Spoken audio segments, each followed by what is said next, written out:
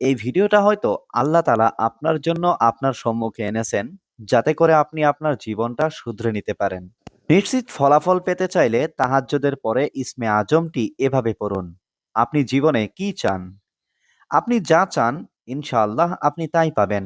আপনার জীবনে যা কিছু প্রয়োজন, এই আমলটি করে মহান আল্লাহ রাব্বুল আলামিনের কাছে আপনি যা চাইবেন তাই পাবেন। আপনি জীবনে কি চান? রিলেশন ঠিক করতে চান, কাঙ্ক্ষিত ব্যক্তির সঙ্গে বিবাহ চান, সম্পদ কামাতে চান, চাকরি পেতে চান, সন্তান পেতে চান, ঋণ পরিশোধ করতে চান, শারীরিক সুস্থতা চান, শত্রুর কবল থেকে বাঁচতে চান, বড় ধরনের রোগ থেকে মুক্তি পেতে চান, ছেলে মেয়েদের বিবাহ হচ্ছে না, তাদের বিবাহ শাদী চান, দ্রুত বিয়ে চান। আপনি জীবনে কি চান? সবকিছুই সম্ভব যদি ইসমে আজমটি তাহাজ্জুদের পরে এভাবে পড়তে পারেন। যারা এই আমলটি করবেন, খোদার কসম করে বলছি, তারা এই ধরনের মুসিবত থেকে মুক্তি পেয়ে যাবেন ইনশাআল্লাহ। এই ইসমে আজমের আমলটি কিভাবে পড়তে হবে এবং কোন নিয়মে পড়তে হবে, কতবার পড়তে হবে, কোন সময় পড়তে হবে এবং কোন সময় পড়লে সবচেয়ে বেশি ফায়দাজনক হবে, আমি এই নিয়মটি এই ভিডিওতে বলবো ইনশাআল্লাহ। তাই অনুরোধ করছি, আমলের নিয়তে ভিডিওটি ধৈর্য ধরে শেষ পর্যন্ত দেখুন।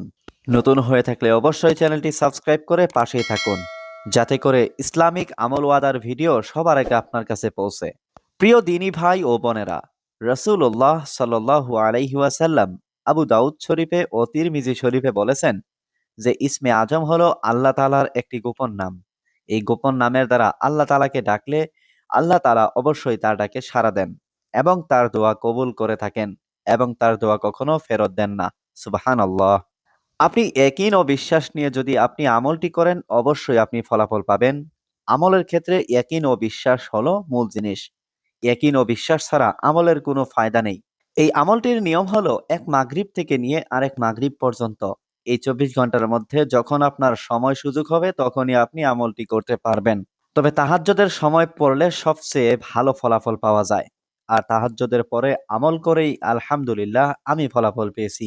তো এই আমলটি তাহাজ্জুদের সময় পড়তে চাইলে ২ রাকাত করে, ২ রাকাত ৪ রাকাত যে কয় রাকাত পারেন সে কয় রাকাত তাহাজ্জুদ পড়ে পবিত্র হয়ে পবিত্র বিছানায় এই আমলটি করবেন।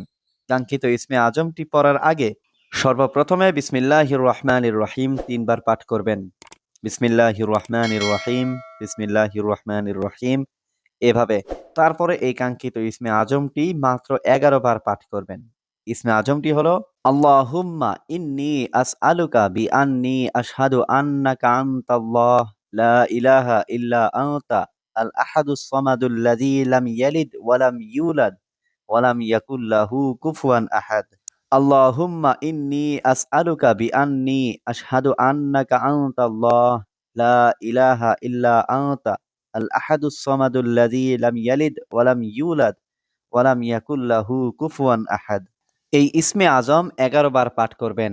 পাঠ করার পরে দরুদে ইব্রাহিম ৩ বার পাঠ করবেন, যে দরুদ শরীফটা আমরা নামাজে পড়ি, অর্থাৎ আল্লাহুম্মা সাল্লি আলা মুহাম্মাদ ওয়া আলা আলি মুহাম্মাদ কামা সাল্লাইতা আলা ইব্রাহিম ওয়া আলা আলি ইব্রাহিম ইন্নাকা হামিদুম মাজিদ।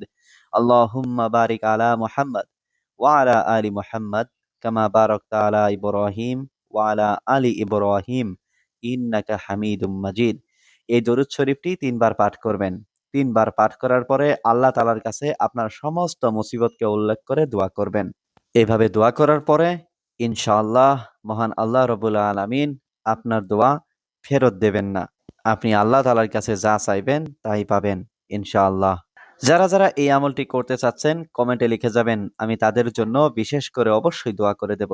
যদি ভিডিওটি ভালো লাগে তাহলে অবশ্যই ভিডিওটিতে একটি লাইক দিবেন, কমেন্ট করবেন এবং চ্যানেলে নতুন হয়ে থাকলে অবশ্যই চ্যানেলটি সাবস্ক্রাইব করে পাশেই থাকুন।